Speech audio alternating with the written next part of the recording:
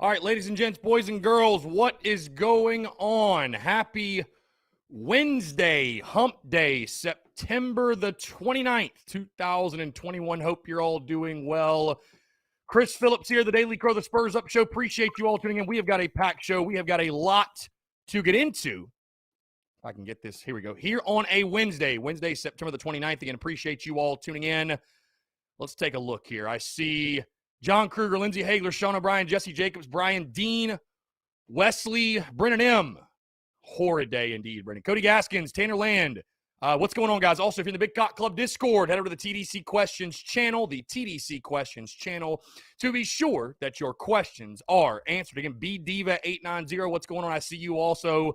Again, appreciate you all tuning in. A lot to get into, taking your questions, your comments, and, of course, your calls as well. 843-790-3377. That is 843-790-3377. Guys, before we get into everything, I do want to tell you about our friends over at Dason and Shalabi Law Firm, because the Daily Crow is presented to you by our friends at Dason and Shalabi Law Firm. Guys, they're young but experienced and aggressive attorneys. They're both former prosecutors who used to represent insurance companies but switching sides. They both worked at larger law firms where they've represented hundreds of clients at a time. And guys, they both left to start their own law firm because they understand you're not just a line item, you're not just a number, you're a real human being. And you should be treated as such. They're a small boutique law firm, guys, that treats their clients like family.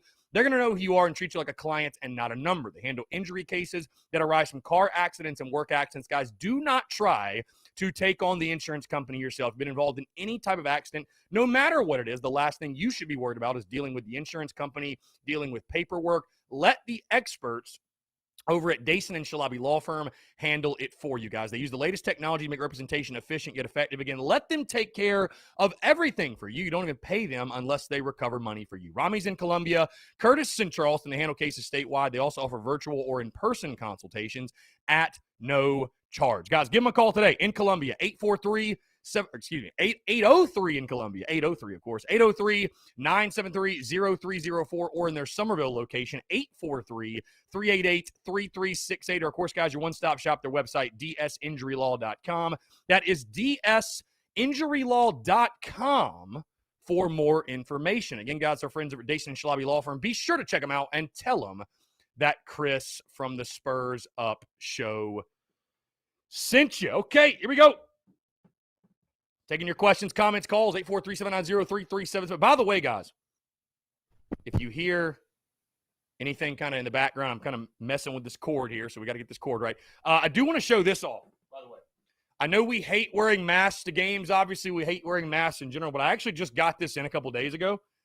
This neck gaiter. I'm telling you, folks, if you need a mask, if you need something to rock, this is fire. I mean, this is just fire in general. So, really, really cool. Appreciate the Love and Sport, guys. You guys have bought a ton of those. You guys have bought a ton of masks, neck gaiters, all that good stuff. So, again, if you need one, I mean, hell, if you got to wear one, that's a hell of an option right there. But again, 843-790-3377, guys. It's 843-790-3377. You know, I love the new setup with the phone and the way you guys are able to call in, but it is a little different vibe doing this show with the headphones on. I got to say, it feels a little different for some reason. So, anyways,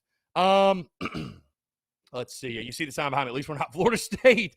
FSU 0-4. Good Lord. Let's see. Brian Dean, the sky is not falling. We are 2-2. Indeed. For those who have not, or even if you have, by the way, tuned in to the show today, you know, the beautiful thing about making content, what's really fun about it, guys, and for those who do make content, whoever done so, and really if you've just done anything in life, if you've been an athlete also, you felt this. But when you get in the moment, right, when you get in the moment, you get into what I call flow, like flow state. You get into flow state. And what I mean by that is, and I do it every single day from noon to 2 when I make content here. But you get into flow state where you are recording, you are speaking, you are creating content, whatever it is. And it's almost like you're not even thinking about what you're saying. It's just naturally flowing out of you. And so sometimes when I record a podcast, it'll start a certain way and things are quote unquote scripted. I really don't script anything out, but things are, you know, there's bullet points, there's things you know you want to hit on. But sometimes you hit on things you don't expect. And that is today's show.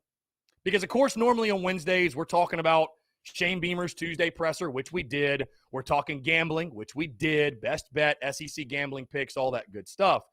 But yeah, today's show very much so went off of the path a little bit. And I'll tell you this, again, for those that have tuned in, for those who have not, I went on a rant in regards to Shane Beamer and just some things I'd been seeing, things I'd been hearing, stuff from as I continue to play with the cord, here we go. Okay, stuff from the fan base, all that good stuff. And I want to tell you guys this first things first. I love you guys. I love you guys. Every single one of you, everyone that tunes in, everyone who's a Gamecock, I got nothing but love for you. But I don't know, man. And shout out our caller, I think our last caller yesterday. But he brought up good points. He brought up very good points. But just the entire conversation around Shane Beamer, the board of trustees, Shane Beamer basically having to defend himself and the program in his presser yesterday, it just, I don't know. And it's already been a tumultuous week with the Kentucky game on Saturday, fans' reaction to that. We've talked about the Kentucky game into this week far longer than we talked about Georgia last week. Tuesday, you guys are ready to talk about Kentucky, right? And preview the game. But so I went on a rant, if you have not heard it. And here's the beauty of it, by the way, guys. I'll tell you, if you have not listened, if you have, whatever. The rant that I went on doesn't apply to 99.9% of people. I think for the most part, the great majority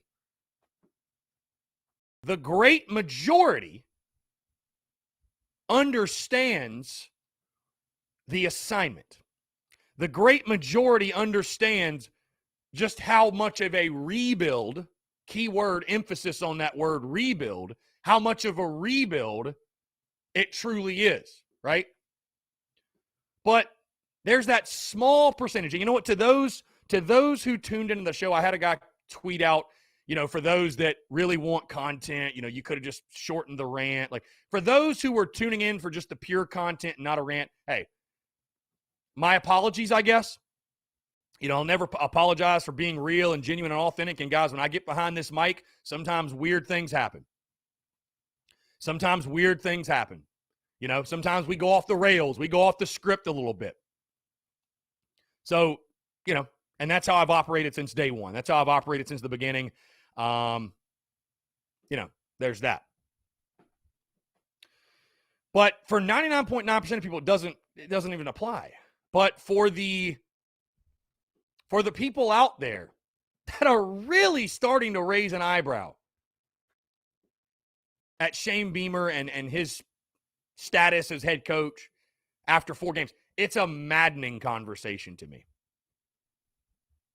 I can tell Travis Ford in the comments is probably one of those people.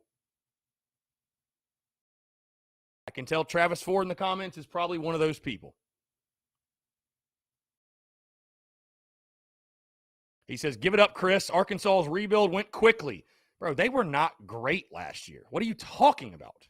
Are you going to let Shane Beamer get to year 2 or not? Are you going to let him get there? Jeez. Travis Ford, go listen to the podcast today. That's actually for you. I think that's actually, you're one of the people it's for.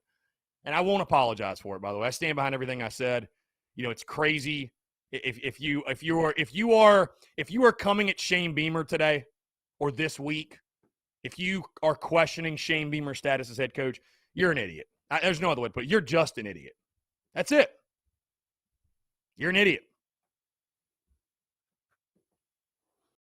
Cheers. I'm not saying don't hold people accountable. That is not what I'm saying. But you just knew you were in it for the long haul. Hey, we played like crap on offense Saturday. We've been crap on offense all season. We got to coach better, for sure. We also need better players. Are you going to let him go get them? Guys, Marcus Satterfield's going nowhere. He's going nowhere. He's going to get another year. I don't think you can build a program firing your OC after 1 season, even if the offense isn't good this year. How can you build a program that way? I mean, offensive players that are really good guys in recruiting, they want to know who they're playing for. You can't jump ship after a season, man. Now, again, there's got to be improvement this weekend. There's got to be improvement. That's it. Brian Dean says Ole Miss was putting points on the board last season. All they did was strengthen their defense. Well, Brian, they also have Matt Corral, one of the best quarterbacks in the country. They've also got weapons all over the field. Do you feel as if we have those weapons? I mean, I just, I think it was Brad Crawford. No, no, excuse me. It was my good buddy Connor O'Gara. Tweeted this out this morning. South Carolina has not scored 31 points at home versus an FBS team since October the 6th, 2018 against Mizzou. That's 15 consecutive games. So that means all of 19 and all of 20 against an FBS team, South Carolina has not scored 31 points. These offensive issues were happening far before Shane Beamer got here.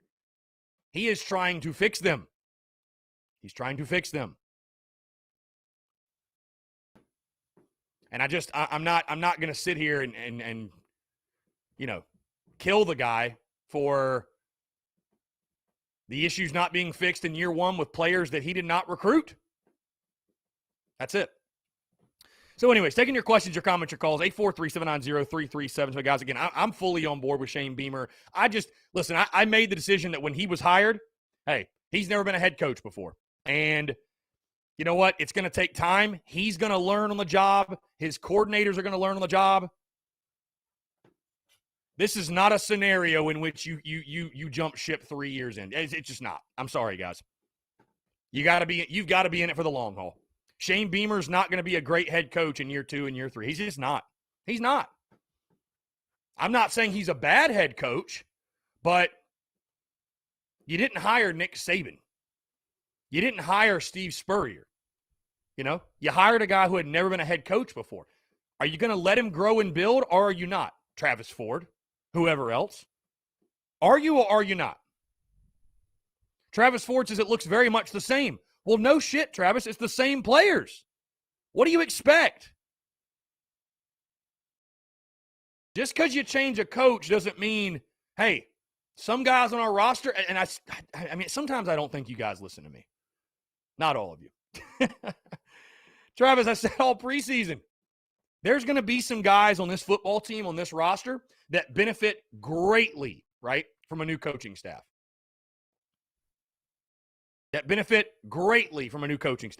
Jalen Foster, Jalen Brooks. Those guys are just two of the many, I think, that actually have benefited greatly from a new coaching staff and a new voice and a new culture. But there's also going to be some guys that they just are who they are, guys. They are who they are. Yeah, Josh Vann, another. For sure, certainly. And there's other guys. Like I said, there's other guys. But I don't know, guys. I think it's an insane conversation.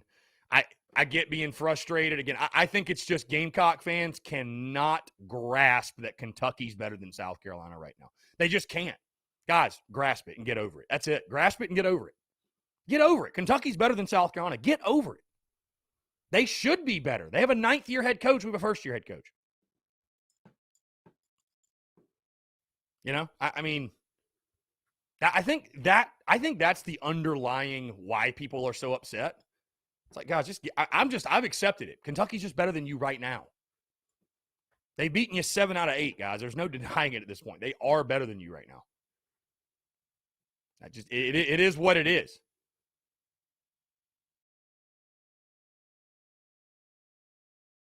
Travis Ford says, same scheme and play calling. I'm sure you're right. We need to take the 5-year route. Travis, I would say this. What other choice do you have? What other choice do you have?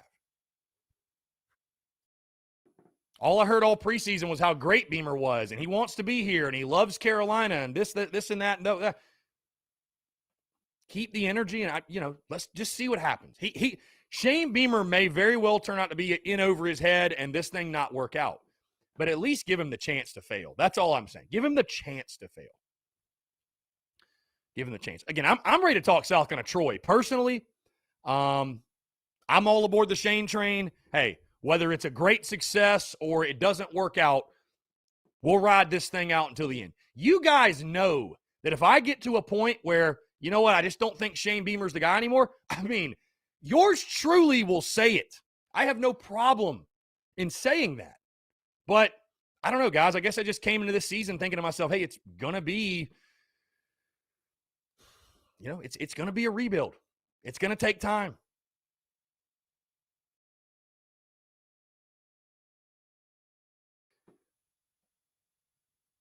Going to take time.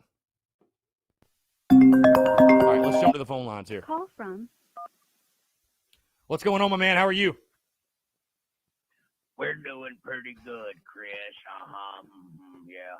I was just sitting here listening to you while I was enjoying my biscuits, and I wanted to kind of chime in and help you out just a bit. Yeah, I did. Sling Blade is back in the fold. How you been, man? Oh, I tell you, it's kind of different over here at Auburn. They got this damn bird that just keeps flying around all over the place. Scares me half to death. I never did much like them birds. So, I kind of like that game because I know he couldn't fly up in the air and then come down on top of me. Yeah. So, hey, Chris, what I want to tell you is, having a good offense, the way I kind of looked at it, it's kind of like being a doctor. Yeah. If you keep changing the doctors, it's going to take a while because there's a certain way they like to do things, and they got to train their nurses to get the instruments set out just right. Yeah. And a lot of times what you end up with is you got to wait a couple of years, and then they understand one another, and they know the way the doctor likes to do things. So you got to give them room to grow. Yeah. Speaking of grow, I'll tell you what, if that there's Nolan eat one more of them biscuits, he's going to have to get moved out to the right tackle position. Yeah. That's a big boy. Sling Blade, it's been too long, man. I'm surprised you even remembered the number, honestly. Great to hear from you. Oh no, Chris. I always listen to you because I kind of liked you. You's a good fella. Yeah. Kind of like that Luke Doty. I'm sorry to hear that his foot giving him problems, but I think he's going to be okay, too. Yeah. I love it. Hey, you got any suggestions for the offense? Anything? I'm sure you've been keeping an eye on our struggles. I'm telling you, I think right now that what you got, again, is you got folks that in the past 6 years, they've had 4 different coordinators. Yeah. You're not going to get a good cake if you keep changing the ingredients all the time. You got to take the ingredients and learn how to work with them and make them taste good. Yeah, you do. I think that's great perspective. I know many people didn't like you, Sling Blade, but I think you provide some very solid perspective. So thank you for that. This is the phone call that we all needed to hear today. So thank you for that. You're welcome, Chris. You can always Venmo me some money so I can go get me some more biscuits. I will do that. We'll send you a Bojangles care package with some sweet tea. You have a good day, Chris. I got to go. That damn bird's back. All right, Sling Blade, take care. Oh, man. Oh, that is golden. That is golden. Sling Blade is back. Incredible. Love to hear it. Been far too long. And yes, that is truly the phone call that we all needed today. Hey, I'll tell you this, guys, too. On a side note, or not even a side note, I'm with you. I'm with you. Hey, we're going to get this thing figured out. We're okay. We're good. Big game this Saturday. Huge 3-game stretch upcoming. And, guys, starting 5-2 is very, very realistic. Take care of your business against Troy and Vandy, steal one in Knoxville. I know people say, steal one. Well, tough game on the road, but take that one in Knoxville. Guys, you're 5-2. And who would not have taken a 5-2 start? Who would not have taken a 5-2 start? I can't think of anyone. So Cannot think of anyone that wouldn't have taken it. Again, 843-790-3377 Sling Blade. God, you love that. You love that. Sperminator says in the TDC Questions channel, nobody's stopping to think we lost to Kentucky 41-18, but I don't think it's a rebuild. Been too long. I consider this a build. Just a shame people not enjoying improvements because they're too busy being ridiculous. I'll say this. Somebody asked, where's the question? Let's see. Because it was a very good question. It was a very good question. Where did it go? Where did it go here? Tommy Wallace says, I do agree with you that you have to give the man time and have patience to tell us what progress should look like and how it is measured year to year. And again, I'll say this. I know we live in an instant gratification culture. People want things to happen immediately. Guys, I really just looked at this year. I want to get to 6 wins. I want to get to a bowl game. That would obviously be a very, very successful year one for Shane Beamer. No way around it. But for me, year one is all about how we play and changing the culture and laying the foundation. The number one goal of this season, guys, it's not to win 6, 7, or 8 games. While that would be nice and that certainly helps, the goal is to get to next preseason with the same hope, energy, and optimism you had this past preseason. Because that is what you're going to be able to sell in recruiting. So I don't think there's any struggles, guys, we could have in year one that are going to surprise me. And again, I'm just not going to bring the hammer down on a group of coaches that are trying to do a job with players they did not recruit. Guys, I know you just hear that and you're like, oh, why does that matter? I'm telling you. I'm telling you that matters. Again, was I an athlete at South Carolina, the SEC level? No, but I played baseball at Newberry College. My head coach was fired after my freshman year. If you think that didn't change the dynamic for the players on that team and those in my class, you are sorely mistaken. Not everyone enjoys the transition. Not everybody, loves the new regime and the changing of the culture and all that stuff.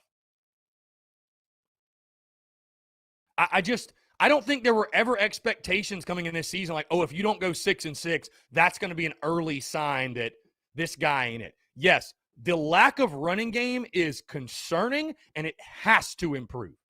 It has to improve. No way around it. And that'll certainly be, of course, we're going to record tomorrow's show. We're going to talk keys to the game. You got to find an identity offensively. You got to find an identity. Because I agree you have too good of players to go be shut out in the first half against Kentucky. Give Kentucky credit. Tip your cap to them. But you got too good of players for that to happen. I'm not saying you got great players, but damn it, you got better players than 10-0 at half, right? I think we all agree with that. I mean, guys, if you really want to flip it and view this thing as a positive, God, if we can find our identity, the defense is playing so well, we will start 5-2. We will start 5-2. And guys, again, 5-2, even with a loss to Kentucky, is a dream start. How can anyone deny that? It's a dream start. So I'm still very bullish. I'm still very optimistic on that happening. Again, you should beat Troy. You should beat Vandy. No question. The only really question should be Tennessee. So you should be 4-3 worst case. So I'm very bullish on the rest of the season. I'm bullish on Saturday. I understand the issues we have right now. We can't run the football right now. There has to be an adjustment made. Has to be. No question. But again, those who are just losing their minds after week 4, are you going to give them the chance to make the adjustment? Give them the chance to make the adjustment.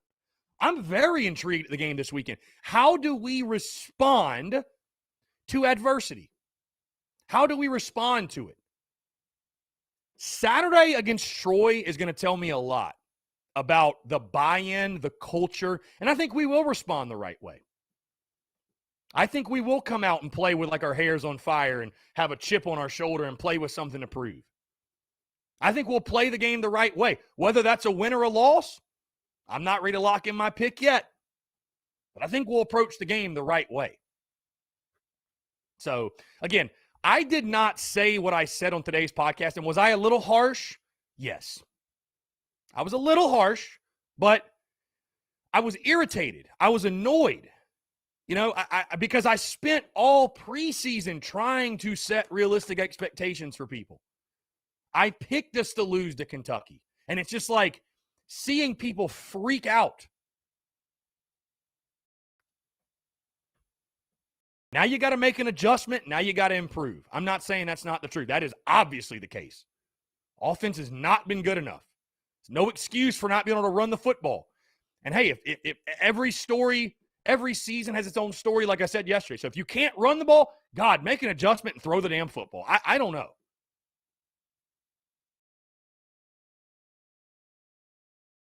Marcus Satterfield actually speaking to the media now.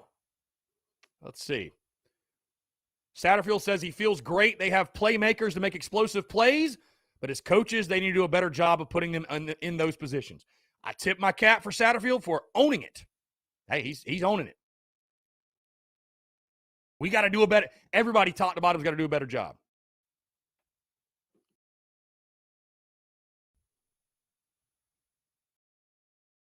Travis Ford says, make the change already. Your O-line obviously can't block. Spread the field already. If Troy has become a measuring stick game, enough said. Nobody, Travis, nobody said that. I think you're just upset to be upset at this point. Nobody said that. But it's the next one on the schedule. Make an adjustment, respond to adversity the right way, and go win a football game.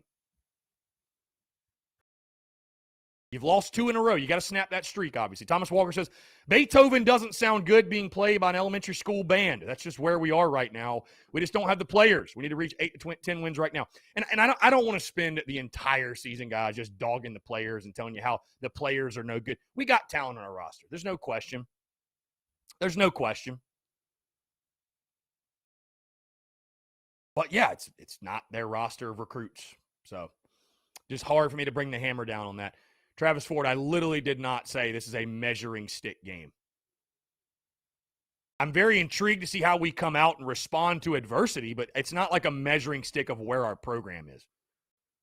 Kentucky was a little bit of a measuring. Hey, Tennessee will be another measuring stick kind of game in regards to SEC East hierarchy. For sure.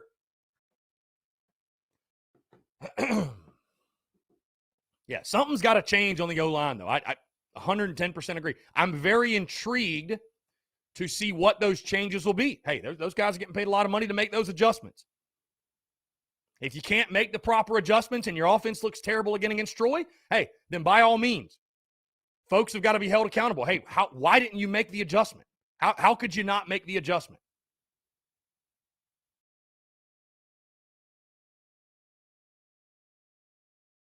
So, but hey, right now offensively, guys, you also, I think, have to take into account we are trying to operate an offense with a quarterback whose foot is not 110% back, a running back who was our leading rusher last year but is coming off a back procedure, another running back, Marshawn Lloyd, who's coming off an ACL injury.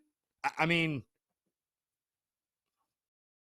I'd like to think this offense isn't, full go at the moment. There's no way it is, right? There's no way it is.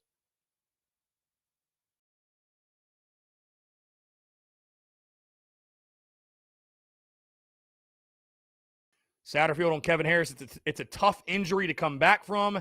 Adds that he expects him to continue to get better and feel more like himself as the season goes on. There you go. I mean, I know it sucks. Just is what it is.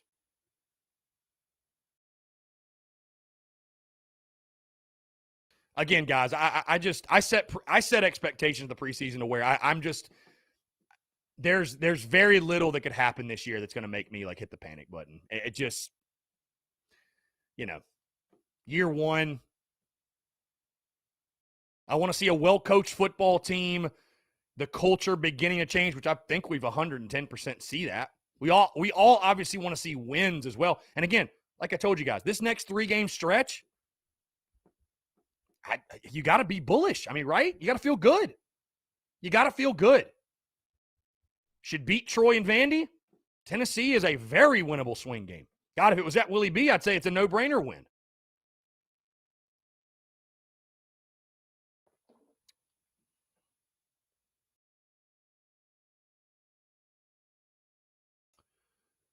But hey, I'll tell you this, Travis, everybody else, your criticisms are fair for sure. Hey, you're getting paid to produce, no doubt. But I'll be anxious to see how Saturday looks. I'm giving them the opportunity to just make the adjustment. Let's just see what happens. 4 games in, let's see what type of adjustments they've made this week. Because something's obviously got to change. No doubt. No doubt. No doubt. Something's got to change. And hey, Marcus Satterfield might turn out to not be a very good offensive coordinator, but I just don't think we know yet. I don't think we know yet. Again, taking your questions, your comments, your calls, guys, 843-790-3377. That's 843-790-3377. Guys, be sure to check out the podcast that dropped this morning, episode 507. Let's see, we got a text here. The way I see it, regardless of what our fans think, we're at the bottom of the SEC East above Vandy and below the rest. Let's jump to the phone lines. From Skyland Davis. Skyland, what's going on, my man? How are you? What's up, my guy? What's going on? Just at lunch on break. Just catching some of your show. Yeah, no, for sure. We're having a day, man. How are you? How do you feel about the game this Saturday, the Troy game? I would like to see them get back to what they're saying they was going to do. Get back to using the tight ends. Get back to using Jaheim Bell. Get back to using Shaquandre White. You know, get the ball in your playmaker's hands. Mm-hmm. That's all I'm saying. Like they're carrying on Jordan. It's not a playmaker for you. That chapter's over.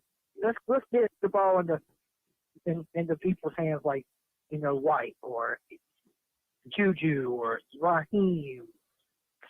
Get the ball in playmakers' hands. Be simple. Don't be too fancy. And let's just go win a football game. I'm actually really excited, again, hearing you say that. And, throw it to the tight ends because, hey, Oscar Delp will be in the building also. But I don't know, man, with how this week is gone and the criticisms to Satterfield, and, again, very fair, whatever. You looked horrid offensively. I could see us having a big offensive day Saturday. Call me crazy. I don't know. It would not shock me at all if we went out there, obviously had our best offensive game of the season. I would not be surprised.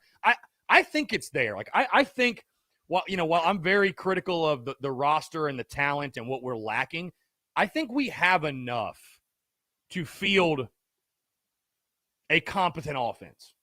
You know what I mean? A competent offense. The SEC East is, I would not say down, but outside of Georgia and Florida, it's really anybody's game for that third spot. There's maybe Kentucky get that third spot, but outside of that, it's everybody's game. Missouri, South Carolina, Tennessee, Vanderbilt. I mean, like I said, top 3. I was going to say, Scott, I don't know if you heard me say earlier, but again, I mean, I'm sure you've heard me say this many times. I mean, we very realistically still could start 5-2, which, I mean, would that not be a dream start? I mean, I just, the people that, after we started 2-0, the people that were saying, 6-1. I'm like, that's why I was saying, like, doesn't 6-1 feel pretty aggressive to you? 6-1 for a program that's won 6 games the last 2 seasons combined. Bro, 5-2 would be a great start to the year, and it's very possible. To be honest with you, I had them going 4-7, 4 wins, 2 7 wins, and you have a good chance to go win 3 straight ball games. Yeah, I mean. Your best scenario is 3-0, and your worst scenario, you're going to go 2-1. You're going to win this weekend. You're going to beat Vanderbilt. You're going to have 2 automatic wins. You're good enough to beat these 2 teams here. But Tennessee, it's easy to me, but still, you still have a chance to be 3-0 these next 3 games. Yeah, I think positive perspective is a beautiful thing. It is. I know Saturday night sucked. I was there. I know the. Can we also tip the cap to the Kentucky defense? By the way, I know nobody wants to do that, but hey, great opportunity Saturday. Let's see how we respond to adversity. That's what I'm most looking forward to. It's easy to be positive in June and July, and it's easy to be positive at the welcome home tour, and it's easy to be positive in the honeymoon phase. This week was the test I wanted to see for the fan base too, not just the players, not just the coaches, the fan base. Hey, like I said, can you keep that same energy when things, you hit a bump in the road? And that's what we hit on Saturday, was a bump in the road, So let's Can I tell you my opinion of what the problem is? Go ahead. Yeah. Do I believe in Marcus Satterfield? Yes. Do I believe he's just offensive master cure like Juju said and Beamer says? Yes. But I just feel like the scheme is too complicated for the type of players we have. I just feel like some players are thinking too much. He's doing too much. The scheme's new to players. You're really running a new offense, and the scheme's just too difficult for these players. I mean, I think certainly, especially in the run game, maybe simplifying things is the way to go. Again, I am not an offensive play caller. I'm not a football coach, but yeah, again, you feel like, I'll tell you this, man, from everyone I talked to in the preseason that was close to Carolina football, all they did was just rave about Marcus Satterfield. Like, dude, he's a guru when it comes to football. He's an offensive guru. And so, and I don't doubt it. I mean, you don't coach at the NFL level if you don't know what the hell you're doing, But maybe you're right. Maybe there needs to be some simplifying of some schemes or something. Because again, it doesn't make sense why the run game has not worked. And again, I understand fans' frustrations there because it's like that doesn't make sense, and fans just want it to somewhat make sense, So you got to figure something out. And I would say this: I don't know if I'll list it as a key to the game Saturday, but something I'd like to see: have your Satterfield fail quickly, fail fast. And what I mean by that is this: if you start out that game and it's evident the run game's not working, bro, make an adjustment, throw the football. I mean, my goodness, you can't afford to be stingy the whole game and look up in the fourth quarter and it's 13-10, And for the viewers that don't get what I'm saying about the scheme, Will Muschamp had a hell of talent on the defense, but his defense was awful because the scheme was just too complicated. Clayton's White scheme is just so simple. Players are flying around. They don't have to overthink. Your defense is 27th defense in the nation. You was like, 107 under Will Muschamp? Under a defensive guru? It's just the scheme slows players down when you have to think too much and have to do too much. Be simple like the defense is. Yeah. The most simplest thing, like Clemson, I love their offense. Look, dink and dunk, screen passes. I wouldn't mind having a Florida offense, a Dan Mullen offense. Since we got little quarterback designs, little RPOs, read options, dink and dunk passes, draw the defense in, then go over the top. I just feel like we go over the top too soon. Right. So I just feel like this game's just too complicated. Just like Will Muschamp's game was too complicated on the defense. Yeah, I mean that's fair early. That's a fair criticism. That's a fair criticism because it doesn't really add up. The math doesn't add up, right? Why the run game's not working. The run game worked last year. Yeah, that's what I'm saying. Doesn't add up. Same players. What's missing in the run game? It has to be. Yeah. It just has to be scheme. Yeah. It seems like to me, if you're watching the O-line, they pinch block. Everybody cuts in, so the free man's always that's why always the teams have that free guy cut off the edge because all the offensive line are blocking in, so they're giving that free man the edge. That's what it seems to me. Yeah, and that is a NFL style type offense. For sure. And that's what it's supposed to be. For sure, Skyland. All good points. Yeah, no, all good points, my friend. I appreciate you always just calling in, and we'll talk again soon for sure. All right, later. Appreciate it. 843-790-3377. That's 790-3377. Let's see. Yeah, anyways. No, listen, again, those criticisms are fair. Does something need to be simplified? I don't think it could hurt. Why is the run game not working? But again, guys, I am not sitting here. I'm not telling you, hey, just be blindly optimistic, blindly positive. I'm not pumping blind optimism, but I am fired up. I'm excited for actually the next 3 games. Hey, we're right where we're supposed to be, guys. We didn't lose to East Carolina, right? We're not sitting here at 1-3. We're 2-2. We're right where we're supposed to be. We're right where we're supposed to be. Sky's not falling, as Beamer said. Some people, it's like, losing to Kentucky is like the most unforgivable sin for some fans. It has to be. It has to be because, again, if it was Missouri on Saturday, if it was Auburn, I just don't think fans would be reacting this way, at least not nearly to the extent. Not nearly to the extent. Maybe I'm wrong, though. Let's see. A couple more questions, and we're going to jump into a break. Tyler Knoll says, Delp's a dog. I mean, he certainly might be, my friend. Hey, let's make one more push at him, huh? Why not? Let's pack out Willie B. Let's use the tight end Saturday for sure. Who knows? You never know. Maybe he wants to go somewhere and start a new tradition. Be a dude for us. Who knows? Who knows? Travis Ford says, we'll not win until we do. Satterfield's a rinse and repeat of Bobo, B-Mac, and Roper. I don't know how you can know that in 4 games. I don't know how you can draw that conclusion. I don't know. Maybe I'm an idiot. Justin Kyle, a question. Why should us as Carolina fans have to wait to win? Mac Brown took a way worse UNC team and won 8 games the first year. We should never lose to Kentucky. I don't care who the coach is.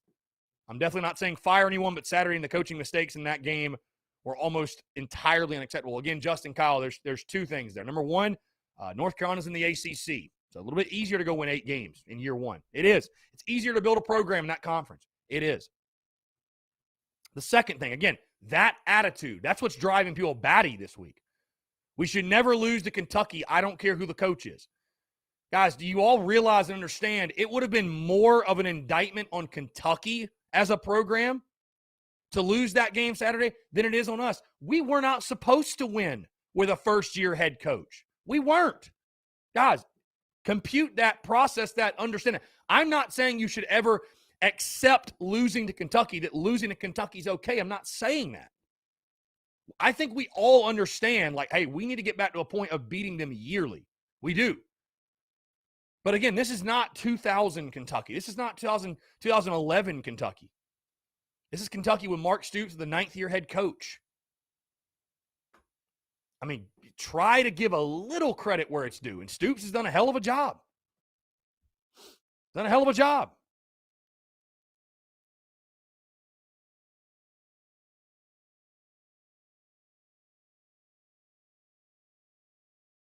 Travis Ford mentioning Baylor under Briles. Didn't get the O-line to butt heads with Texas, Oklahoma, A&M, TCU, so they began to spread the field sideline to sideline. Go where the D isn't. That's a great point. Who are you throwing it to? Who are the playmakers on the outside making these plays?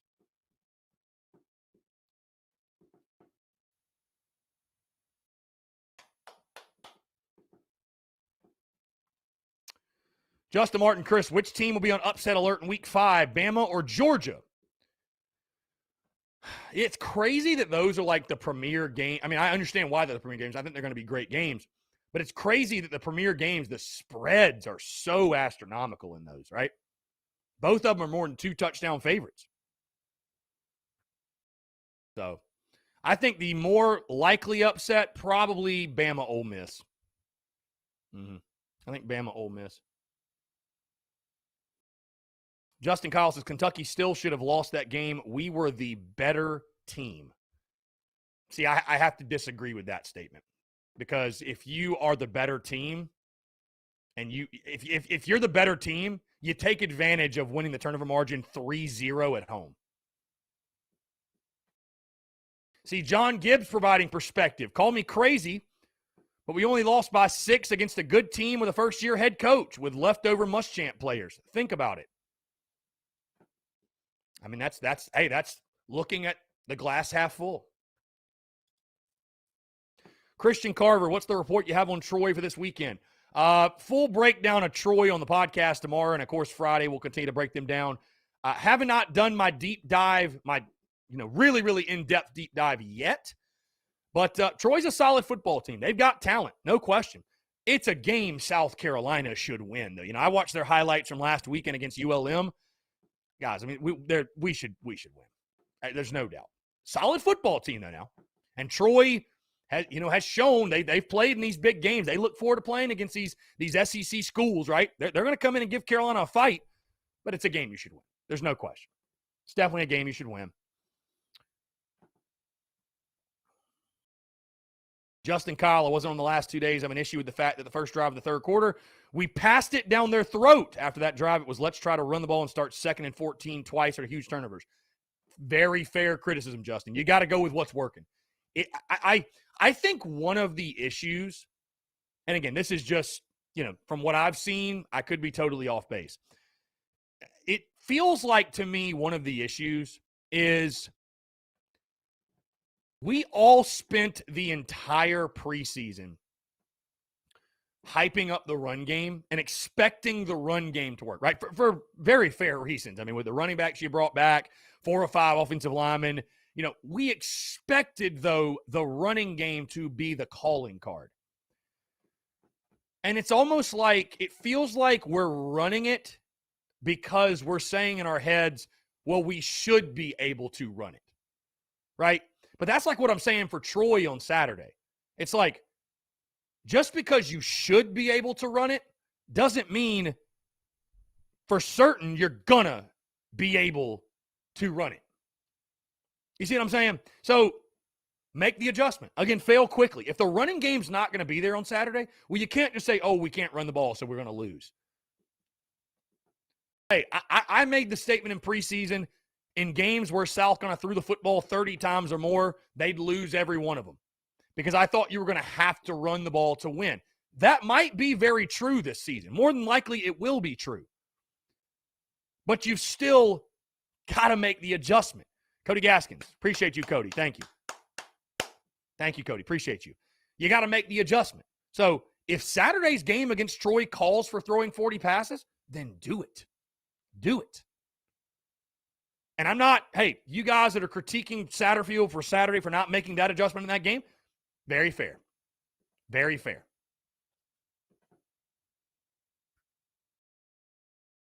Saturday as a whole was on a lot of people, but it wasn't just on play calling. It wasn't, that's why, again, I'm not spending this week calling for Satterfield. It wasn't, was he perfect? Was the play calling great? No. It wasn't the most beautiful call game I've ever seen. But there were issues in play calling. There were issues in personnel. There were issues of guys just not making plays, guys. I mean, you got 3rd and 1, 4th and 1. I don't give a damn what play you call. You should be able to run it at the middle and get a yard. If you can't get 3 feet, you don't deserve to win. And that falls on the players, guys. Falls on the players. You got to make the play. Hey, 4th down and 5, you go for it. People questioning that decision. I love it. Be aggressive. It's year 1. What do you have to lose? Hits the guy in the chest. You got to make the play. You got to make the play. All the coaches can do is give these guys opportunities to make plays. And if they don't, they don't. And if they do, they do. But I'd much rather err on the side of aggression and give guys opportunities to make plays. Because, again, guys, it is year 1. You could have went 0-12 this year. You're not firing your coach. It's just not happening.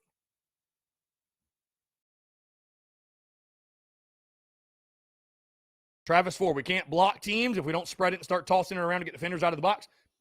Very fair. Again, very fair. We've got to make defenses respect multiple facets of our game offensively. We cannot be one-dimensional. And again, I would say this, Travis, anybody else, we want the same thing. If you think I don't want to see South Carolina score points, you're nuts. I mean, it was not that first half was miserable last week. It was not fun. It was not fun at all. It was not fun at all. Dusty Rhodes, you say Troy is on par with ECU. I'll tell you what's a little not scary, but honestly, man, I thought in the preseason Troy was a better team than ECU. So, we'll see. Troy's a solid football team. Again, they're 2-2, though. It's a game you should win. No doubt. I'm not going to sit here. I mean, I'm going to be very realistic about the game, but I'm also not going to sit here and hype up Troy all week like they're Georgia. You know what I mean? Solid football team, could beat you if you don't come out and take care of your business. You should win. You should win. You should win, bottom line. Twan Love Kick says, Chris, we may lose to Troy. It's not a gimme. I don't think it is a gimme. You got to show up and play. You got to show up and play. All I'm saying is let's see if they make the adjustment. That's it. That's it. Let's see if they make the adjustment. Not ready to bail 4 games in. 843-790-3377. That's 843-790-3377. Taking your questions, your comments, your calls as well. What do you guys want to see specifically from the offense more on Saturday? Outside of the obvious, which is scoring points. Should South kind of continue to try to be stingy in the run? Should they go more downfield?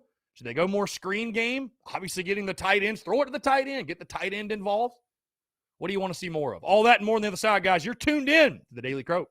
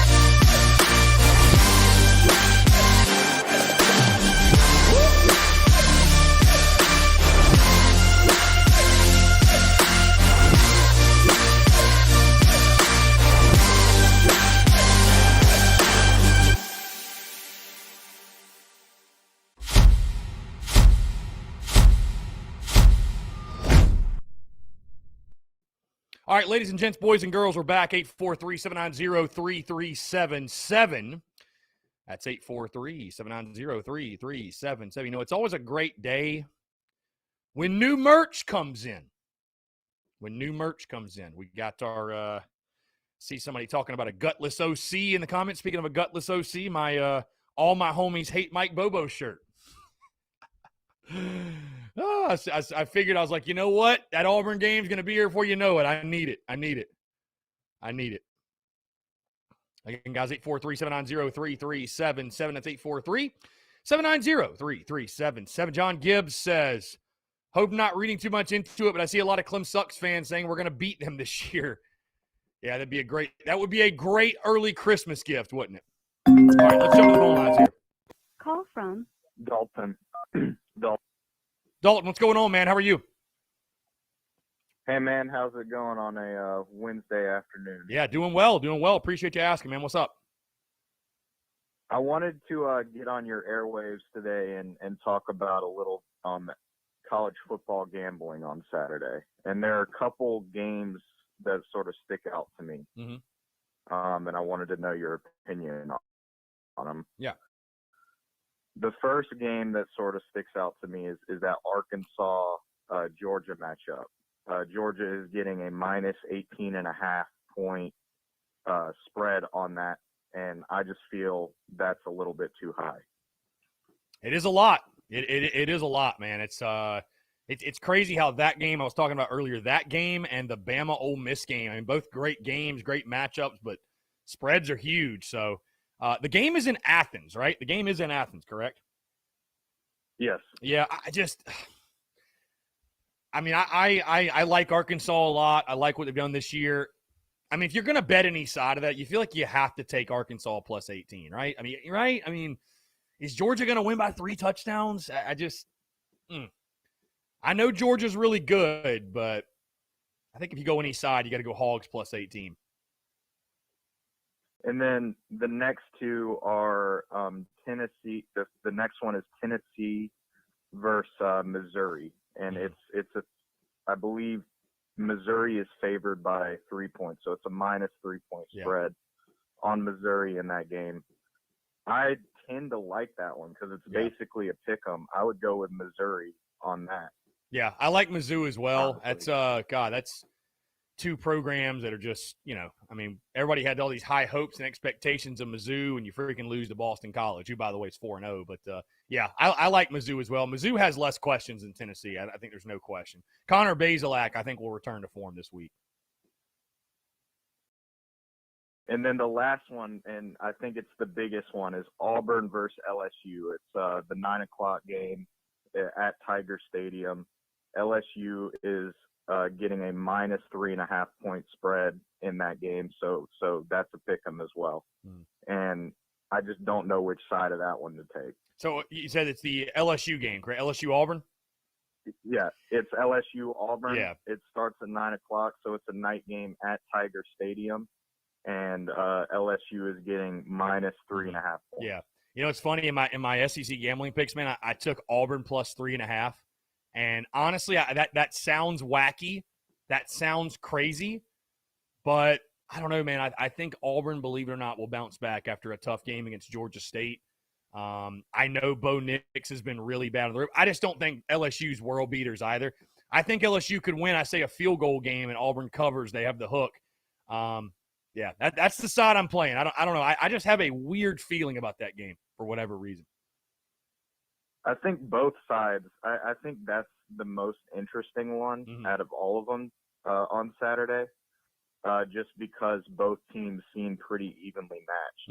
Yeah. I guess technically Auburn is ranked number 24, but I haven't really seen that anything out of Auburn that would make me feel like they're worlds better than LSU. So right, I mean. I honestly would lean the other way. I would lean towards LSU on that one, just because it's at Tiger Stadium. It's a big night game there. The defense or the offense on Auburn side is going to be disrupted. But then again, a couple weeks ago they went into Penn State in the whiteout and almost won it. So yeah. it's a little bit hard. The last one is the Carolina game. I believe we are getting -7 points against Troy, which feels, a little bit disrespectful. But after we put on after what we put on the field in Kentucky against Kentucky, it's an understandable type of spread. So, do you think South Carolina could cover that? Yeah, no, I think they certainly could. Yes. The only play to take is Carolina covering the 7. I wish it was. If you can get it at 6.5, I'd hammer it. I'd hammer it at 6.5. If you want to take it at 7, fine. I'd hammer it at 6.5. So, I mean, listen, I understand the offense ineptitude last week, and South Carolina hasn't looked great to this point, whatever. But they should beat Troy. I mean, let's not again. I'm going to give Troy the respect they deserve in talking about them this week, but I'm also not going to sit here and act like we're playing Georgia again. Like, it's Troy. We should beat Troy. End of story. So, yeah, if you want to play that 7, like I said, if you can get it at 6.5, I think that would be a heck of a steal, and I think that'd be a great play for sure. I took the under. The best bet for me was the under in our game. I just, Yeah, I mean. I guess it's easy coming off the Kentucky game, but it's at 43.5. I'm more so even taking the under, too, because it's like, I've doubted our defense long enough, and I'm not saying we're elite defensively, but, Troy's not any world beaters on the offensive side, so I think our defense should have a pretty damn good day again. Yeah, for me, just betting the spread on Carolina, especially right now, makes me, want to pull my hair out just because it's like every single week you don't know if we're just going to get that backdoor cover like we did against Georgia, or if we're just going to completely, especially when we're favored. That's the scariest one. Yeah. Well, what's we're favored. Yeah. What's interesting, I was going to say, man, is we're 3-1 against the spread this year, which is good, but it's crazy how have you noticed every game we've played has basically hit right at the number or damn near right at it. Odd Shark put out a 42.5 point spread. You cover 46. ECU game, you're favored by 2. You win by 3. Georgia, you're a 32-point dog. You lose by 27. Kentucky, you're a 5.5, 6 point dog. You lose by 6. It's like, Vegas has been on point with South Carolina, man. They know this Gamecocks football team, apparently. Yeah, that's Vegas likes making money. Yeah. So that's kind of what that is a fact. They don't really have a favorite. They just like they're not. Their bias is dollar bills. They don't have a bias when it comes to teams or anything. But yeah, that's. I just wanted to talk gambling today. Yeah. And, see what your thoughts were on those games. No, yeah, I love it, man. I love the gambling content. Obviously, that's what we do on Wednesdays, and so I'm glad there's people out there that appreciate it, man. It's a lot of fun, and like I said, is the game played in a casino? No, but I love the gambling side because I think it gives us a very realistic view of how this game is being perceived, if you will. So, right, yeah. Every single line we get seems to be very disrespectful to. Me initially seeing it, but then I think about it a little bit more and I'm like, well, maybe that's fair. Again, yeah, -7 points against Troy seems incredibly disrespectful because it's like, how could we not win by more than 1 touchdown against the Troy Trojans, but then you think about what we just did against, Kentucky, where we didn't score any touchdowns or any points even in the first half. And Kentucky's defense is probably better than Troy's, but still. Indeed. Well, and I think you also look at what happened against East Carolina. Hell, I think Troy's a better team than ECU is. There's no question in my mind. So. Right. All right, man. Well, I hope you have a good one today, and I'll get off your airwaves. Yeah, Dalton, I appreciate the call as always, my friend. Thank you so much for tuning in. You're welcome. You have a good one. You Goodbye. Too. Great stuff. 843-790-3377. That's 843-790-3377. I got a question. Do you think the outcome of the game with Kentucky would have been different if they didn't go for it in the 2 4th downs? Maybe. Maybe not. I don't know. Maybe not. Thomas Walker, journalist, dream game, Cox, Trojans. Guys, I'll just tell you this because I see all your comments. I'm tired of dwelling on this. Kentucky. Like, can we stop talking Kentucky? Like, I mean, listen, I love you guys. The beauty's in the banter, but we know the adjustments that need to be made. I guess if you've already you're drawing your conclusions on Marcus Satterfield, so be it. So be it. I mean, God, it's Wednesday. We're still dwelling on the play calling. It's Wednesday. Hey, that's what makes this thing go, though. The beauty is in the banter. The beauty is in the banter. Thomas Walker says, if you want to get a real unbiased feel for our team this season, go back and look at the betting lines for all our games this season. Vegas' only interest is making money. Yeah, and that's why, like I said, that's why I love the gambling content. That's why I like doing the best bet and everything else. I think it gives you a very good, interesting insight, if nothing else.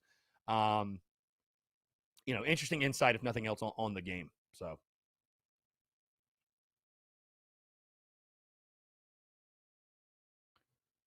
Let's see. Tyler Knoll, Saul Satterfield say they have to run the ball to showcase the rest of the playbook. Well, newsflash, the O-line is playing at a very low level right now, to say the least, so how about try a pass-first approach? Maybe the run game will open up due to us just being able to pass the ball. Just a thought. I'm no OC, nor am I a football genius. It can't hurt. Tyler, very fair. Got to make an adjustment, right? Again, fail quickly on Saturday against Troy. If the running game's not there early, spread it out. Let's throw the ball downfield. Why not? You got to do something different. The definition of insanity is trying to do the same thing over and over and over again, expecting a different result. Justin Kyle says, something I've come to realize is you can't argue with a fan who accepts mediocrity and has excuses. Justin, here's a hot take that's not so hot for you. I mean, Carolina football has been mediocrity for over 100 years. So if you're a fan, you kind of accept mediocrity. And that's not an attack on you all, but just for him making that point, it's like, dude, nobody is just like a mind-blowing comment. Just mind-blowing. Shamir Lipscomb, more tight end screens. I would love to see that. Get the tight ends more involved. I'm not just saying that to say that. But, God, you got to get them involved. Got to get them involved. Hunter Herlong, the way I look at the fourth down calls, if they wouldn't have went for it on fourth down, people would be complaining about how they should have went for it. Yeah, that's the ironic part is you have a guy last year that would have 110% kicked the field goal and would have gotten killed for it, rightfully so. Now you have a guy who's erring on the side. You know, there were people over the summer saying, oh, let's just never punt. Let's never kick a field goal. Go for it, go for it, go for it. Well, there's a risk involved. And when it doesn't work, it sucks. But especially in year one, man, we're not playing for a national championship. Losing to Kentucky didn't derail our SEC title hopes. There were never SEC title hopes to begin with. So be aggressive. Err on the side of aggression. And so that's what I want to see from Satterfield and this entire football team more of offensively is, again, if it's not working in the run game, and we all feel it should, but if it's not, let's see it go downfield, man. Give guys opportunities to make plays, right? I dogged the receivers all preseason, and I think it's still a concern, the receivers, what you have on the outside. But at some point, you just got to give guys opportunities to make plays. Like the fourth down call. You gave the guy a chance to make a play, and he didn't. I can live with that, though. Sucks he didn't make the play, but I can live with that. Scare money don't make no money.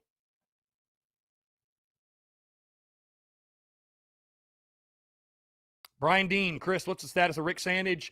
I don't know how close he is to being back. I mean, he hurt his leg pretty bad, so I don't know. I don't think Beamer even updated that. I'm sure he'll update it on Thursday or tomorrow night. Thomas Walker, imagine the sky is falling comments if and when Delp doesn't become a Gamecock. Come on now, Thomas. Don't do that to us.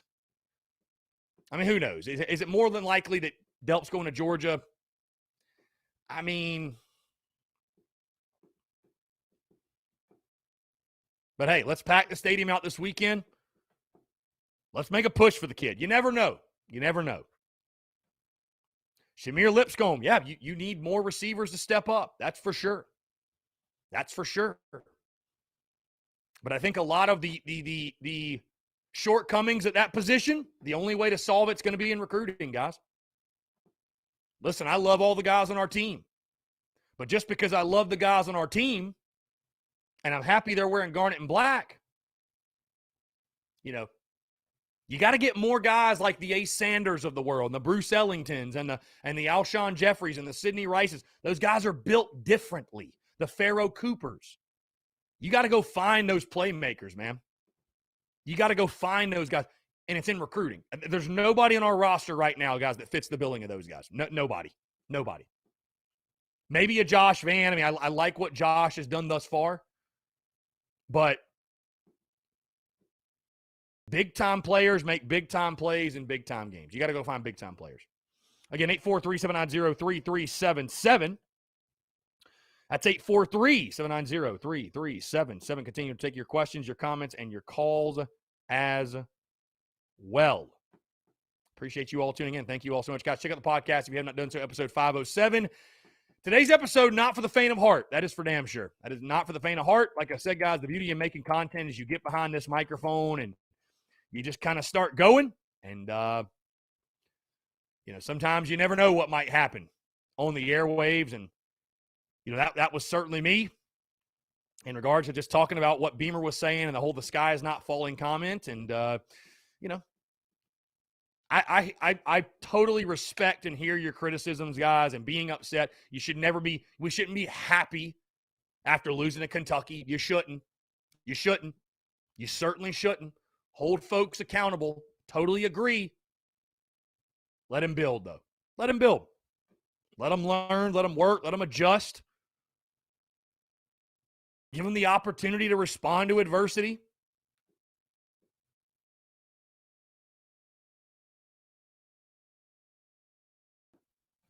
Travis Ford says, with the scheme we're showing, you want to come here if you are a big-time wide receiver. I mean, again, you got to have big-time guys that throw the ball 40 times a game. You got to have those guys on the outside. We don't have them right now, guys. We just don't have them.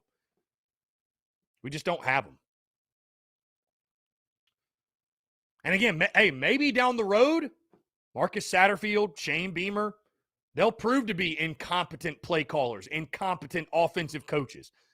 But I'm just not going there 4 games in. Just not doing it. I mean, let me ask you this. Say you win the next 3. You're 5-2, but your offense still isn't clicking the way we want. Are you still going to be upset, kicking and screaming? I mean, I guess winning cures all. But there's got to be adjustments made. Like I said, I'm bullish, guys. I'm bullish on the next 3 games. I'm optimistic. Again, you guys know I'm not pumping blind optimism to you all. But you have a real opportunity to, as I picked in the preseason, start 5-2.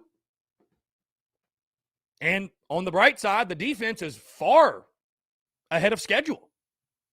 So if you can get things going, if you can figure it out, which again, I don't know. I guess people expect it to come out like a well-oiled machine. I mean, Travis Ford, Marcus Satterfield's ruined his whole damn week. I feel for you, Travis. I feel for you. Panties in a wad, Travis Ford. I mean, dude is just hurting this week. Brian Dean, winning ugly is better than looking good and losing. That is a fact. That is a fact for sure. Cody Gaskins in the TDC Questions channel. Apologize, Cody, for getting this question so late. Over under 50 pass attempts by Troy. They'll probably try to throw it a lot. Satterfield was asked if we had an identity on offense. Said we do not right now, but are working very hard to get the identity we want. Pretty much saying with Luke being out so long and him not being healthy, messed up where they should be right now. I think that's 100%, bro. Yeah. I think Luke Doty's injury and him being out, and certainly threw the offense for a loop. No question. Certainly threw the offense for a loop. But now you got to make the adjustment. Make the adjustment.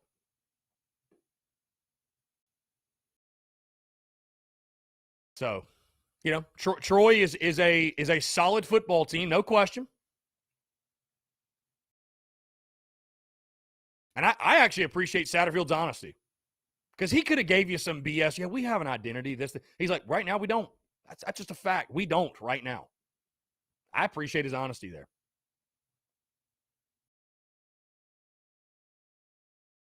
So, got to find it. Got to find it. You got to find it.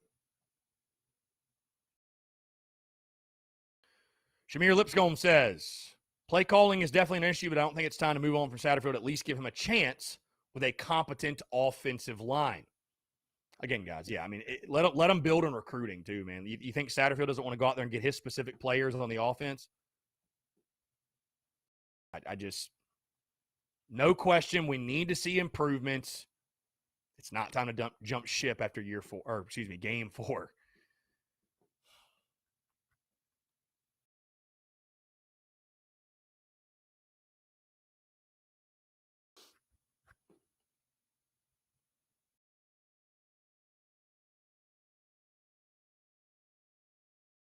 Justin Kyle says, I'll be honest, I go to every Liberty home game. Hugh Freeze and Liberty would unfortunately beat us.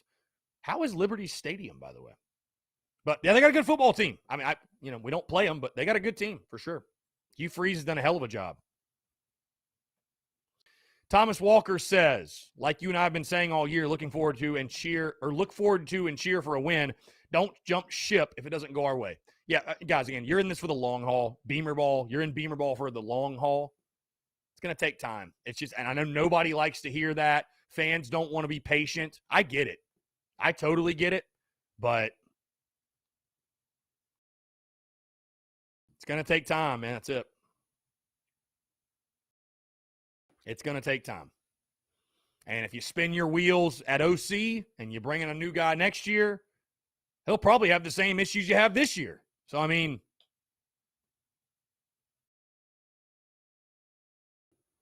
hell, we got people dogging Mike Bobo. It's like, well, hell, we ran the ball with Mike Bobo last year. So, I mean, what do you make of that? I don't know. Carter Bingham says, I got to get an answer why that dude handed my sister your business card. Carter, I've been seeing you ask me this question for 3 days. And Carter, my answer, you're asking me a question I don't have the answer to, bro. I have no idea. I don't know, dude. No idea. He said he wanted some business cards to hand out. Whatever. I don't have a clue, dude. I can tell it's been bothering you all week, though. So there's your answer. He's trying to spread the good word at TSUS, my man. I have no idea. I was watching the game. I had a fan of the show say, hey, man, I got 2 club tickets. You want to go to the game? Said, sure. Met up with him at the tailgate. Said, hey, you want to give me some of those business cards? I'll hand them to people. Said, sure. And that was that. So Carter, I don't know, dude. I don't know. Maybe I don't know. Maybe I shouldn't have given my business cards. I don't know. Carter been on my case all week long, though. I mean, Jesus Christ. Good Lord. Just spreading the good word, bro. Just spreading the good word. Let's see. Brian Dean, is Troy a passing team, running team, or balanced? Definitely a passing team for sure. They're definitely a passing team. Yeah. Like I said, I was watching highlights of them against ULM. And, they're a good football team. They got good players. There's no doubt. Again, I think it will be a fight. I think it'll be a battle, no question. But certainly a game South Carolina should win, guys. I mean, you look at them, they're averaging 26 points per game. They have 48 passing first downs to 21 rushing first downs. So they're averaging 2.6 yards per carry. 2.6. So, hey, they're in the same boat as us, I guess. But their not their opponents. They are averaging 269 yards per game through the air. So yeah, they can throw the football a little bit. Carter Bingham says, thank you for the closure. My bad, I didn't get to your question sooner, my guy. You could have just DM'd me. No, I don't know. The guy was just handing out the business cards, and yeah, I was like, hey, you want to spread the good word of the show? Be my guest. So I'm sorry if he bothered y'all. I don't know if he did or not. Like I said, I was locked in on the game. So, Travis 4, patience waiting for a scheme to come together is one thing. Patience watching a replay of the last 5 years another. Well, you got to have patience, Travis. And, hey, watching the last 5 years, well, it's the same players you've had the last 5 years. So what do you expect?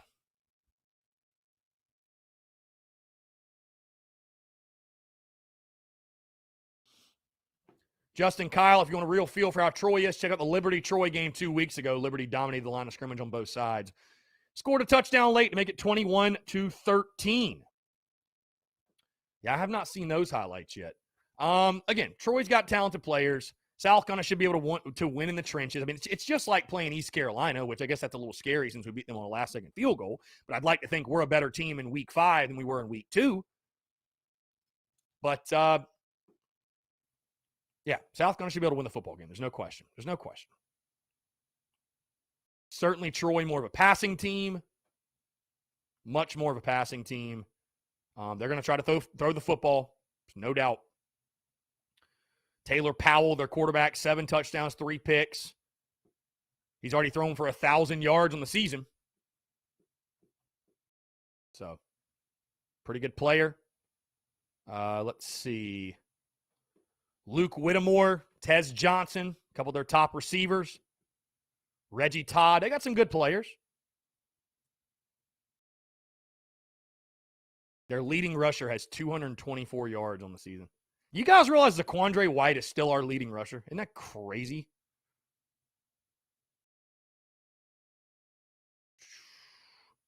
Tyler Weed. Tyler Weed says, I don't... Call from Justin. Justin, what's up, man? How are you? Good, man. How about you? I'm doing well. Appreciate you asking. What's going on? Not much, man. So I did have one thing that I wanted to ask. So, as far as looking down, the first drive of the entire game, Kentucky made our defensive line look like they were pretty much non-existent. They shoved it down our throat. So my issue I have is, going to that fourth quarter, we had 2 huge fourth down failures. We know Kentucky was going to run the ball because we pretty much had proven that their quarterback really, we were getting to him, and he didn't show very much to me. Why we didn't load the box? It seemed like we had a 4-down set, and then we had our middle linebacker just kind of in the middle, and our 2 outside, or our mics, were kind of on the outside. I mean, Kentucky wasn't really trying to push the issue on the edges. They were trying to just say, hey, we're going to run it right at you, and you can't stop it for less than 5 yards. Yeah. Yeah, that was a little surprising. I mean, they ran the ball successfully, 230 yards. Chris Rodriguez showed you why he's one of the best running backs in the SEC. I don't know. That was interesting. Because the last drive, I'm sorry. I feel like we should have went for an onside kick. I get why. Maybe we think it's a good thing. Like if we do stop from clearing out, we get good field position. But at the same time, our defense was worn out, man. They had to be completely morally depleted. Because they had made some huge plays to even keep us in that game. Kentucky had a drive, I think it was 13-7.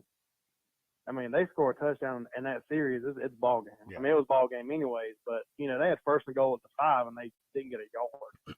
Yeah. I personally would have liked to have seen the onside kick. I thought that was kind of a,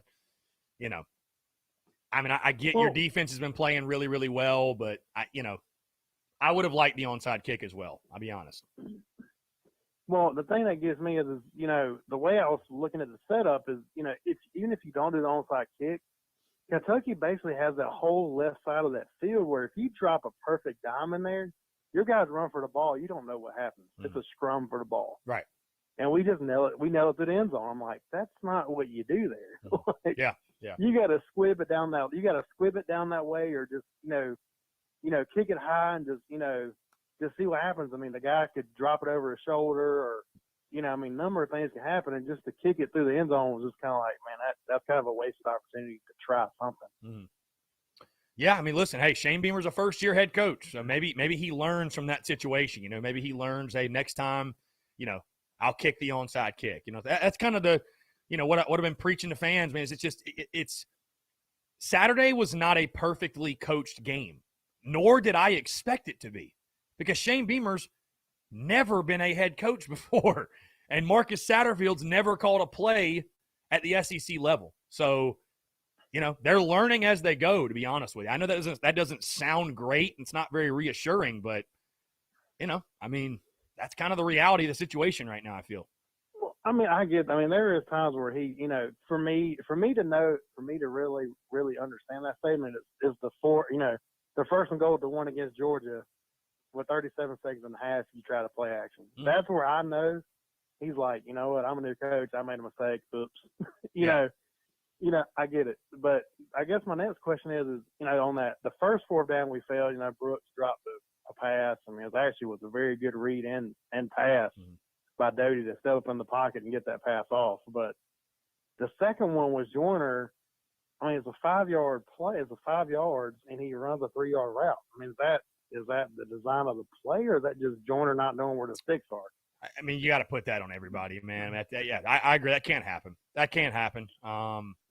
Cannot happen. That if it was the call, bad call. Execution obviously wasn't there, so bad play overall. I agree with you 110%. So, I mean, even if he catches that ball, he got nailed. I mean, he still would have been 2 yards. Yeah. Wouldn't have done you any good. So I'd much rather you see it push it down the field and give it a chance. So I guess for me, I was at the game Saturday, so I really didn't.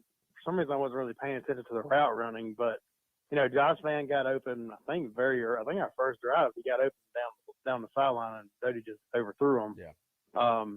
Were they double teaming Vann? I mean, because it seems like they didn't even target him at all. Yeah, I'm sure Kentucky. Yeah, they were trying to take him away, which I think is why you saw Jalen Brooks have a little bit bigger night than normally he would. Yeah, I think certainly the Kentucky defense was working to take Josh Vann away in the game plan. But, listen, Doty missed that deep shot. You're not going to hit every single one of them. I know it sucks, but you're not going to hit them all. So, well, but that's the thing, though. I mean, if he misses that throw, it's just a low percentage pass. I mean, right. unless he's just 15 yards downfield and you just float it in there, he's just standing still, that's different. But for me to get people out of the box, because there were times when I'm like, if we run this ball, we're done. Kentucky there were times they had 8 people in the box. They didn't have a safety over the top. I'm like, dude, you've got to play action this or some kind of wide, halfback screen or wide receiver screen, something to get it to the edge quick. And there's times where we don't even try to force the issue downfield. I'm like, well, they don't respect the passers. They're like, they don't even do it. They don't even try to beat us deep. Mm-hmm. So it's just at times where, I get it. They're learning, and I thought our O-line, the run game has been dismal, but I feel like our O-line made some pretty good strides as far as Doty having a lot more time to pass this weekend. Yeah. Yeah. And I think it's fair. You got to make the adjustments as far as the downfield passing game and just pushing it. At some point you got to give guys chances to go up and make plays. I'm not saying throw it up for the sake of doing it. You know what I mean? But got to give them chances to make plays. So, yeah, and I'll leave with this. I think, Doty got out of the pocket, several times. I thought were really good decisions. I think he's. I don't know if it's just he's just nervous of getting hurt or getting hit, just based on the fact of we don't have anybody behind him. Right. But I think there's sometimes where he could have took off immediately and ran the ball and could have got 5 or 6 yards. He kind of was. Don't get me wrong. You want your quarterback to have his eyes down the field. But at times you have to know, hey, my offense isn't really clicking right now. I just need to make a play, get 5 or 6 yards, and make a short third down or a short second down. Yeah, no, the quarterback run game needs to be part of our plan. But I don't know if you heard Beamer yesterday, but basically, he just basically put it out there like Doty's still not 100%, which sucks to hear. But I think that I think that's why he's not running as much as I thought he would. It's so. Well, for me, for Beamer to say that, obviously I'm a huge Beamer fan. Is where was it just a complete lie to start the season? Like, this isn't as bad as we thought, or was it really as bad as we thought, and he just kind of sugarcoated it? That's where I'm kind of concerned. Yeah, certainly. I'm certainly. And when you're trying to come back from that injury, I think what happened. I think it was probably much closer to the original report than people wanted to believe, I guess.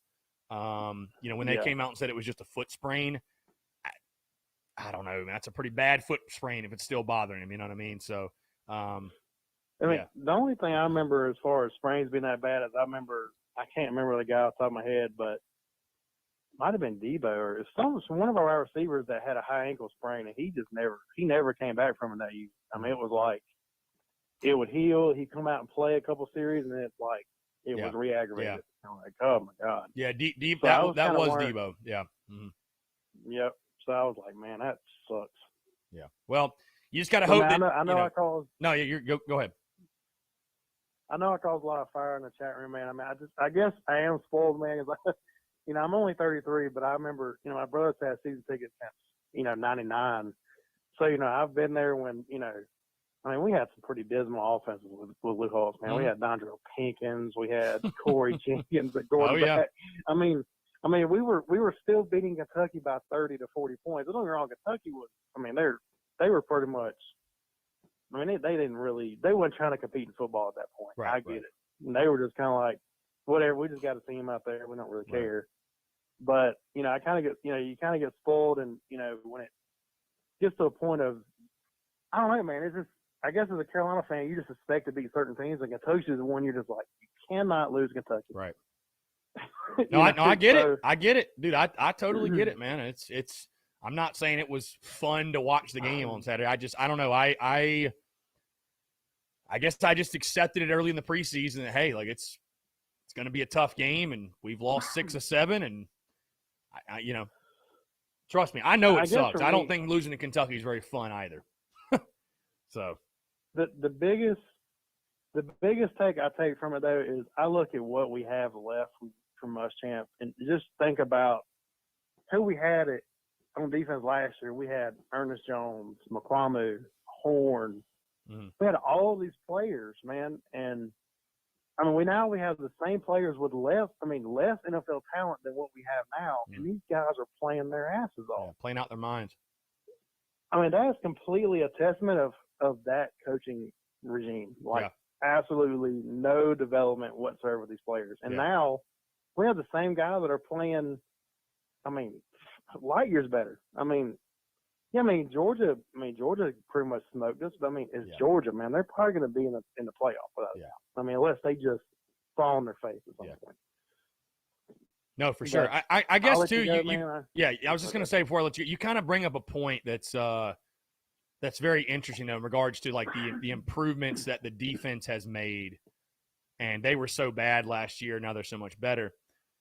But I almost feel like the reaction right now to the offense, and I understand the running game not being there is the most frustrating thing for me, because we felt like for months, right, all during the preseason, running game is going to be there if nothing else. But we weren't good on offense last year. Like, just call it for what we were not good on offense. So it's like, were we supposed to all of a sudden make this huge jump? It's the same offense as last year, basically.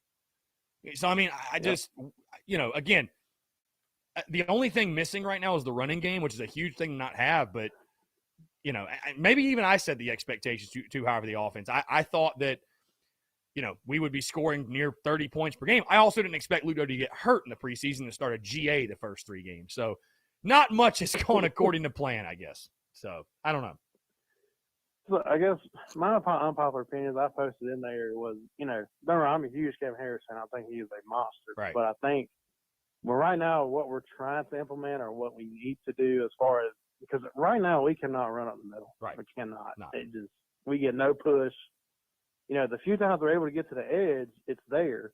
So I really think that, I think Kevin Harris in a real world situation where our line can get a push up front, he's number 1. But as far as needing to get to the edge, I don't think he's that number 1 right now. With, unfortunately, how our scheme is. Like, Juju shows a lot of upside, and man, he has some really good runs, but at the same time, he got stopped, in the backfield after those 4th down, after those turnovers we got.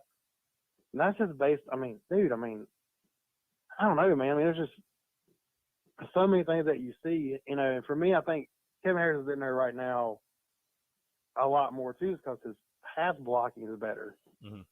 Because Juju, I remember, I think it was first quarter, it's a design rollout. From the jump, just roll to your right. And the corner comes off the edge, and Juju literally just whiffs from the guy.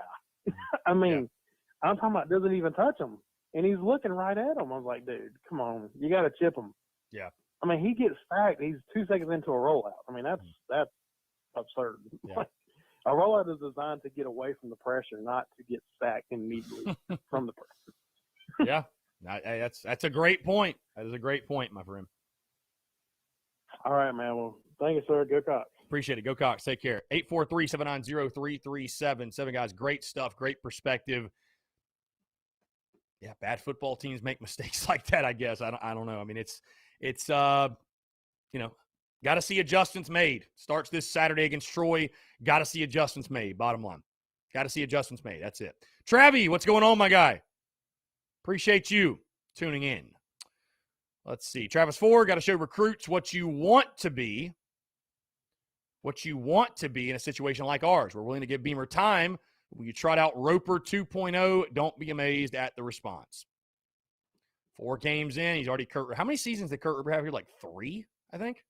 So maybe he will be, Travis. Maybe he will be. Maybe he will be. Hey, I'm not denying you got to make an adjustment going to this weekend. Something. Whether it's changing in the run game, settling on one running back, going more downfield, spreading it out, whatever. Got to make the adjustment. Got to score points. Bottom line. 843-790-3377. Guys, that's 843-790-3377. Going to take one more break here on a Wednesday, September the 29th, 2021. I want to continue to hear from you, your questions, your comments, your calls, all that on the other side of the break. Guys, you're tuned in to the Daily Crow.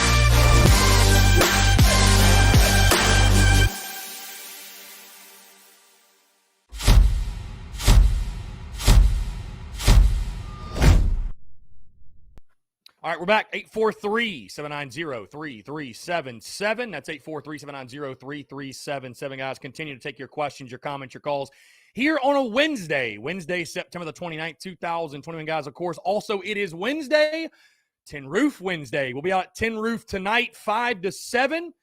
Continuing to take your questions, comments, also talking Troy Trojans, looking ahead to this weekend's game at Williams-Brice Stadium, guys. Come on out. 50-cent wings, $3 drafts. Really, really good time at Tin Roof. Looking forward to seeing everybody there. Also, guys, our TSUS tailgate this weekend from Seawells.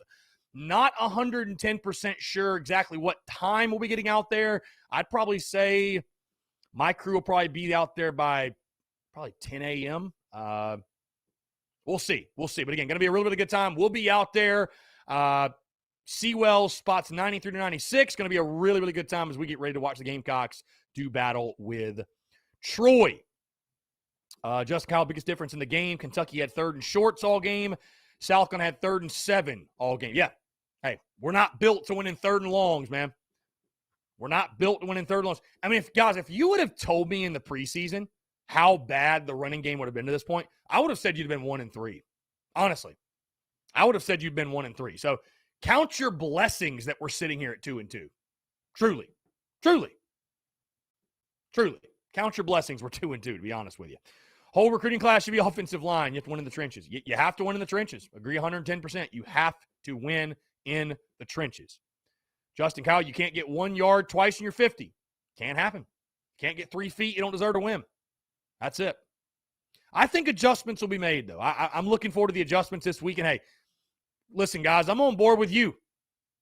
If you go out there this weekend and don't make an adjustment and you score 17 or 20 points against Troy, I'm going to have an issue with that.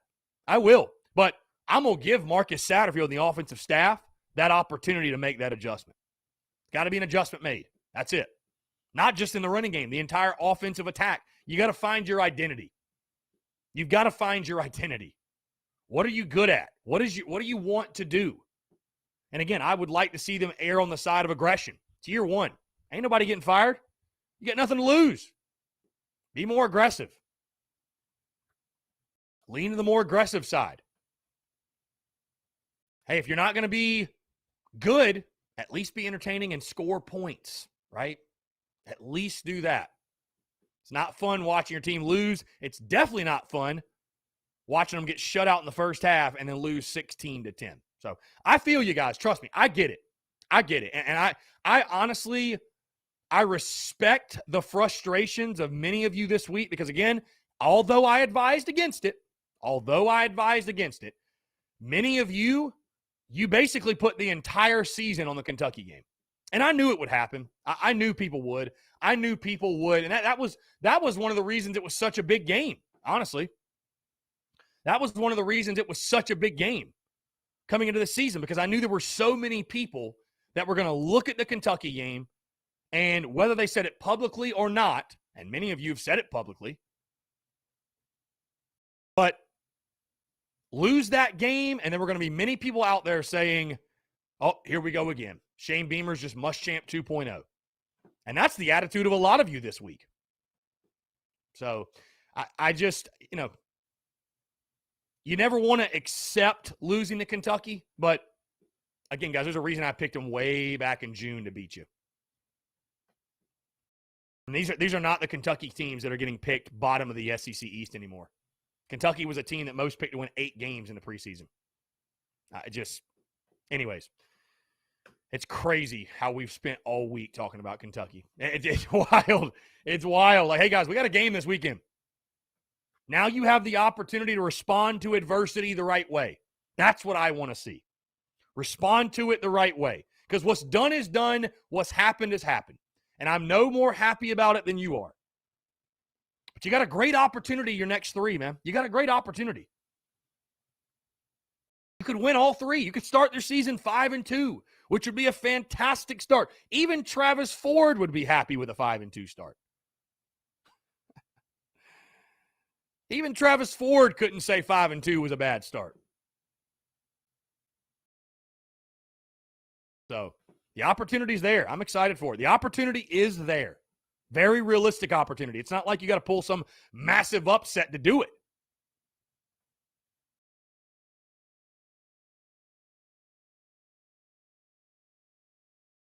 Let's see. Aaron Hodges says, the reason people are so panicked is because we all know that if Beamer doesn't make a bowl this year, it could almost sink his chances here.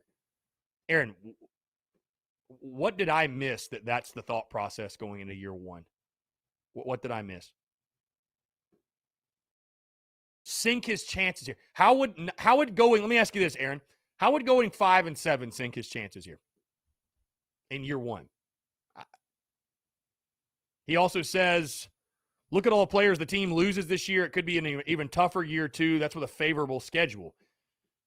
I mean, you lose some good players, don't get me wrong, but that's also why you're recruiting and developing. I mean, I don't think you lose so much to where you couldn't field a really good team next year.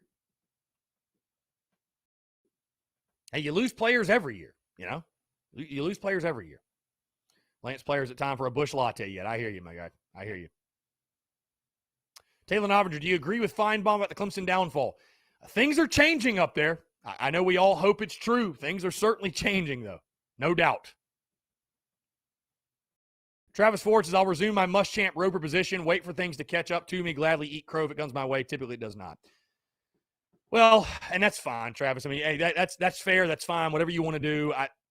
That feels like a miserable existence to just assume the worst and wait for it to happen.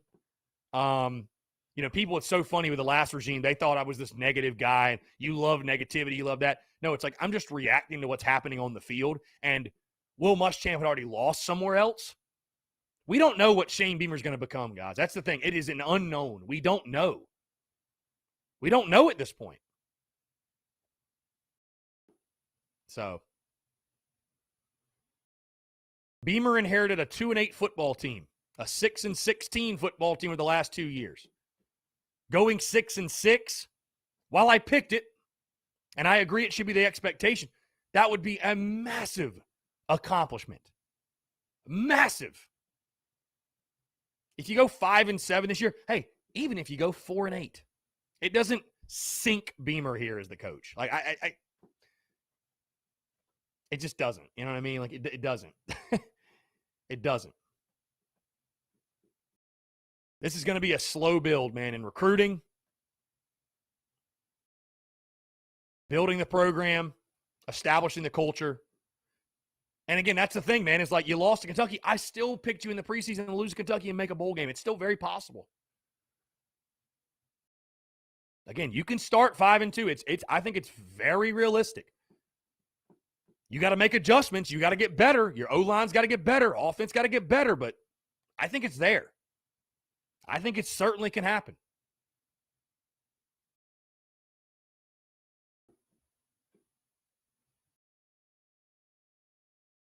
Three very winnable games indeed. Greg Bedger says, Beamer says Troy is really good on defense. Yeah, I mean, they're only allowing 15 points per game. So they can also stop the run themselves, only averaging or giving up 2.5 yards per carry. So they've been good defensively, yeah. They've been good defensively for sure. Held their opponents to 30% on third down conversions. They have 12 sacks. Pretty good. So they've been very solid this year. I mean, again, against their schedule, their competition. Troy is 2-2 overall, 0-1 in the conference. They beat Southern 55-3. Then lost to Liberty 21-13. Beat Southern Miss 21-9. And then lost Saturday against ULM, La Monroe, 29-16. Again, it's a game South Carolina should win. We'll talk more about it on the podcast tomorrow. Of course, full breakdown of Troy on the podcast tomorrow, but it's a game South Carolina should win. I mean, there's just no other way to look at it. So, definitely need to see improvement on the offensive side this weekend, though. There's no question. Got to find a running game. And if you can't find a running game, you got to make an adjustment and throw the football and be more aggressive, spread them out. Even though I don't have Marcus Satterfield on the hot seat, hey, pressure's on for Sat, man. Pressure's on for Sat. Got to make an adjustment. They all know that, guys. I'm sure the offensive staff enjoys or does not enjoy not scoring points any more than you do. You know, so I trust in Beamer. I trust in Sat. I trust that all these guys, they're going to make all the proper moves, the necessary moves that are best for Gamecocks football and the best for this team's chances moving forward. So,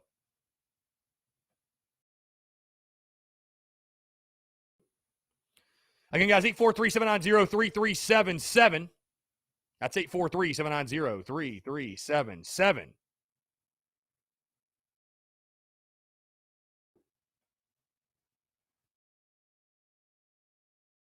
Let's see. Brandon Wagner says defense already looks infinitely better with less talent than Muschamp, and he was supposed to be a defensive coach. The future is still bright. I agree. I think the future is bright also.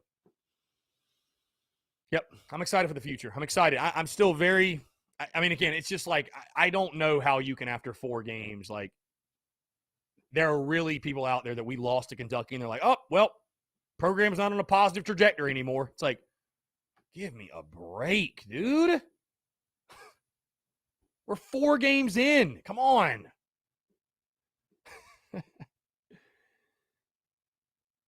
Justin Martin, I'm over Kentucky, ready to move on to the next game. I am as well. Hey, we've lost 2 in a row. It's going to feel good to win one on Saturday, we hope. Yeah, I'm looking forward to seeing South Carolina win a football game again, right? Looking forward to seeing the Gamecocks win a football game. Absolutely. Absolutely. I implore you, I urge you, I encourage you. Be early, be loud. Get there. Let's pack it out. Let's pack out Willie B. I know attendance is probably going to be less than it was last Saturday. Let's just put it that way. But if you can be there, man. If you can be there, be there.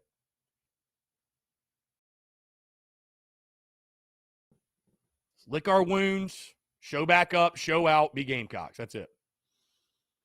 So, 843-790-3377. Guys, again, quick reminders. Tonight, we're at Tin Roof, 5 to 7. Would love to have you guys come on out. Taking your questions, your comments there, your calls also there as well. It'll be just me tonight. It'll be just me. So, basically, the Daily Crow 2.0 will just basically be doing this all over again. I'll be talking much more Troy tonight because right after this show, I'm going to record the podcast for tomorrow, which will be a full deep dive on Troy. So, I really want to start diving into Troy tonight.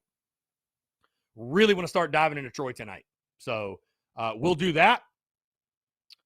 Also, Saturday, tailgate at Seawells, guys. Spots 93 to 96. We'll be back out there.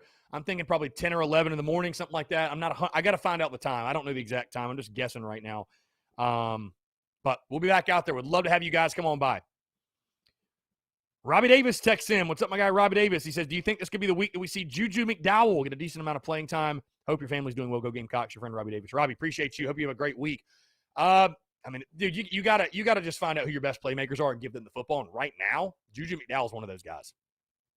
I think Juju's one of those guys. He's got to touch the ball more, man. I mean, it feels like it's electric every time he touches the ball. It feels like it's electric. So maybe this is the week he kind of starts to.